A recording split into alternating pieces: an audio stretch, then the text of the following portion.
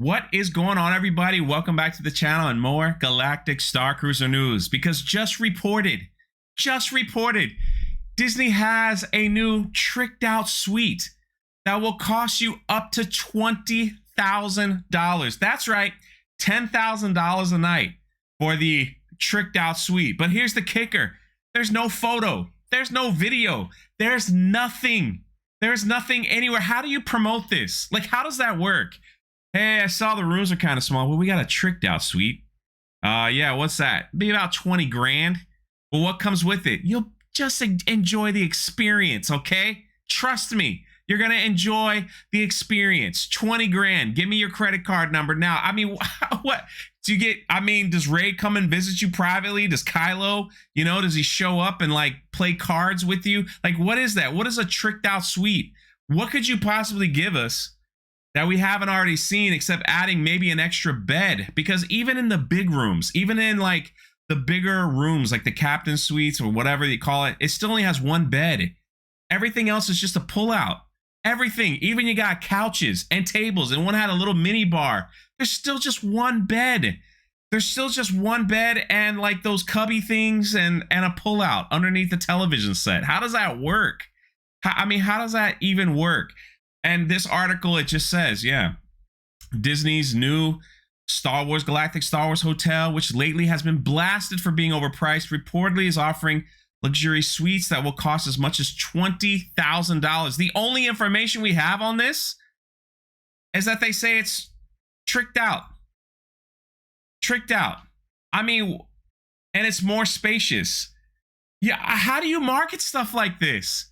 You could type in anywhere, like I want to stay in an expensive hotel or resort or wherever. You could type it in anywhere, and people will give you detailed photos, and descriptions of everything that you will get, everything that you're going to do. Are you going to give out the exclusive merchandise? Is the alcohol included if you spend that kind of money? Like what is there? Like, how do you market that? I just don't understand their marketing campaign. Well, it's just one suite. We're just going to offer it. If somebody grabs it, that's great. If not, we'll just... How do you run a business like this? And let me tell you, some of the reviews are dropping, and it's really something. It's really something. There are positive reviews. Don't get me wrong. There are people that said you got to be there to experience the videos. Don't do it justice. And we'll take them at their word for whatever that's worth. This review comes back and it's like, this is a windowless bunker. The room is a windowless bunker. If we scroll down to the review, it says, the Halcyon interior scale just doesn't match up to the grand ship shown in marketing materials. This is the worst Star Wars disaster since The Last Jedi. You thought The Last Jedi was bad, people? I give you the Galactic Starcruiser.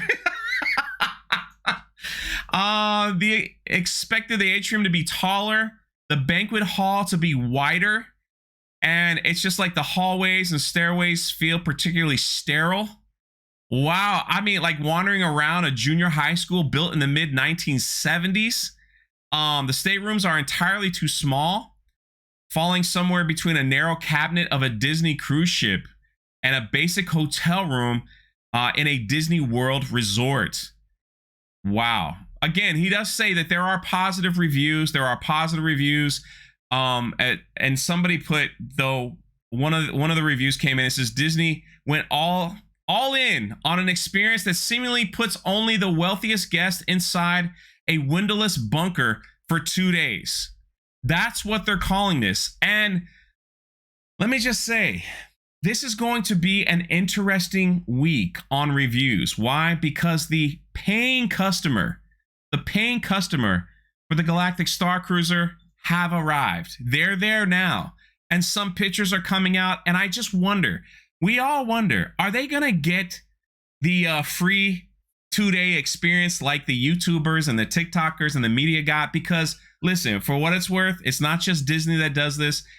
Anytime there's a big media event, they pull out all the stops, all the bells and whistles, a lot of extra, because they know there's a lot of cameras on them. There's going to be reviews. They know there's going to be a lot on them. And so are they going to dial it back now that like the regular paying customers there? Are they going to get the same experience? Are things going to be working? I'm very curious to see. And hey, they could all come back and say it was worth the money, and we'll listen to their reviews, because I would like to listen to somebody who spent the money and see what they have to say, if it's worth it. If it's not, whatever. I think they will be a little more genuine than what we are getting. Anyway, what are your thoughts? Leave them in the comment section below.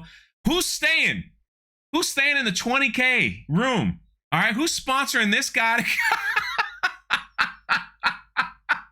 I can't imagine. Once we get some video and photos of that, we will have that information to you immediately. Talk about a terrible, terrible marketing. Like, what are you doing, Disney? What are you doing? You're not winning us. Come on, wow us, win us. Is it just too late?